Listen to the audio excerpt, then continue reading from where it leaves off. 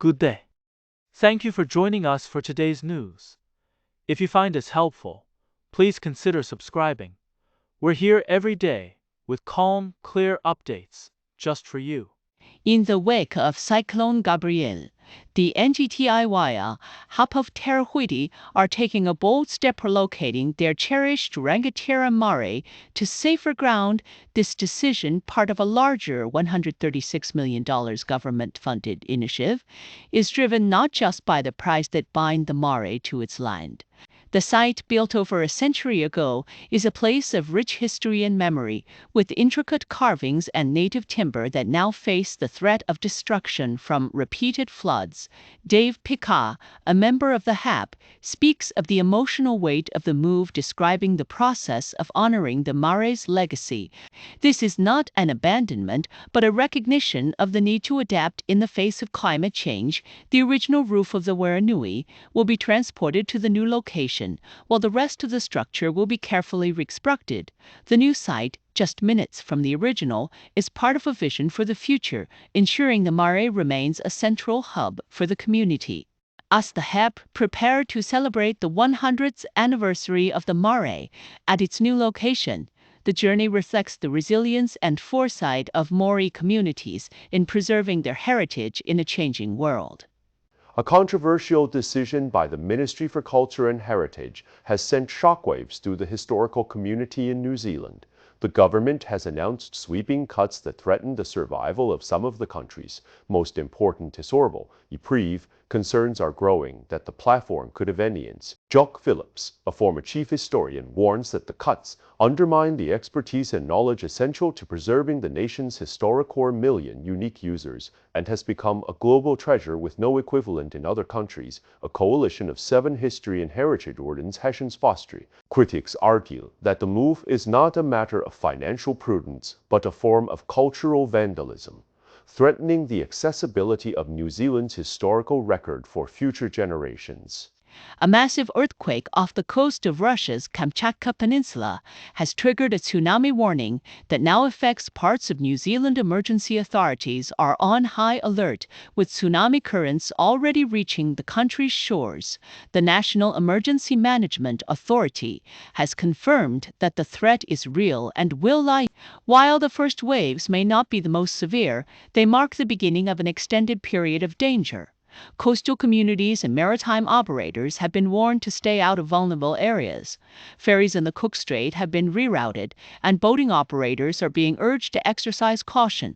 The earthquake, measured at 8.8 on the Richter scale, is among the strongest ever recorded and has generated a tsunami that could impact regions thousands of kilometers away. As the situation unfolds, the focus remains on preparedness and ensuring the safety of moment for New Zealand, with the potential for ongoing challenges. With The International Court of Justice has made a ground-reigning ruling, stating that countries can be held legally responsible for their greenhouse gas emissions. The ruling, which came after 6 years of advocacy led by Pacific University students, has been hailed as a major step forward for climate justice. Green Party MP Tanao Tuiono adds that the decision gives legal weight to the climate movement and urges New Zealand to listen to Pacific voices. While the ruling is a milestone, leaders stress that real action on climate mitigation and financing is still needed. This decision is expected to influence climate politicians globally, providing a legal foundation for future climate litigation and A powerful 8.8 magnitude earthquake struck off the coast of Russia's Kamchatka Peninsula, sending tsunami warnings across the Pacific and prompting urgent air. While tsunamis may appear harmless in the open ocean, they become extremely dangerous once they reach shallow coastal waters. Colin Whitaker, a tsunami expert from the University of Auckland, explains that these waves can transform into fast-moving surges and strong currents, posing a serious threat to people near the shore. At 6:30 a.m., New Zealanders were alerted to an updated warning, urging them to stay away from beaches, harbors, and rivers. Emergency management agencies emphasize that the threat is real and ongoing, with surges expected to continue for several hours. While some countries like the US and Japan have lifted their alerts. Others, such as Chile and Colombia, remain under tsunami warnings. New Zealanders are being reminded to treat the situation in a move that has sent shockwaves through the global trade landscape. U.S. President Donald Trump has imposed a 25% tariff on imports from India, citing the country's continued trade relation with rather strategy to use economic pressure to sway global partners to sway global partner to sway global parch. Trump has also hinted at an unspecified penalty for India's purchases of Russian weapons and energy, intensifying the already strained trade relations between the two nations, while India has expressed a growing rift between the U.S. and one of the world's most populous countries. Trump's actions are part of a larger pattern of using tariffs as a tool to reshape global trade dynamics, with similar measures already in place against several other nations. As the deadline for implementing these tariffs approaches, the world watches closely to see how these economic pressures will shape. In a dramatic turn of events, Matthew Lelu admitted to manslaughter in the fatal shooting of Anthony Rani, a gang member, during a confrontation in Wonhunga, South Auckland. The incident, which occurred last year, has now come to light following Lamalu's arraignment in the High Court. Justice Matthew Downs has set a sentencing hearing for October, marking the next step in what has become a highly publicized legal case. The agreed summary of facts outlines that Lemalu confronted Wangi, who was rummaging in his vehicle with a firearm. Rangi was seen with a crowbar behind his back, and after Lamelo told Hanks Afe asked call bore. Cite attempts at first aid, Rani died at the scene. Lemalu fled the area and was arrested the next day. While both manslaughter and murder charges carry life sentences, the legal implications differ surround self-defense, gang-related violence, and the legal distinctions between murder and manslaughter. As the legal process continues, the community is left grappling with the broader implications of the incident, raising questions about the role of gang activity in public spaces and the balance between personal safety and the legal consequences of lethal force. On July the 30th, 2025, a massive 8.8 magnitude earthquake struck off the coast of Russia's Kamchatka Peninsula, sending shockwaves across the Pacific. The tremor, the strongest in decades, triggered a tsunami alert in New Zealand, with coastal communities from the North and South Islands. The National Emergency Management Agency, NEM, urged residents to avoid beaches and waterways due to the risk of unpredictable surges and strong currents. While no injuries have been reported yet, the quake damaged infrastructure in the region and local authorities. Japan and the U.S. have also issued tsunami alerts, with waves expected to hit coastal areas within hours. As the situation unfolds, emergency services are working to keep the public informed and safe, emphasizing the importance of staying tuned to official channels during such events.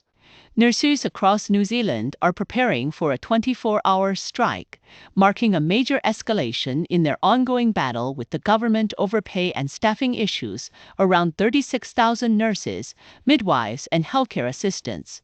The main concerns are staffing shortages, patient safety, and a pay offer that the New Zealand Disabled Backward NCNO has set to patients. Health.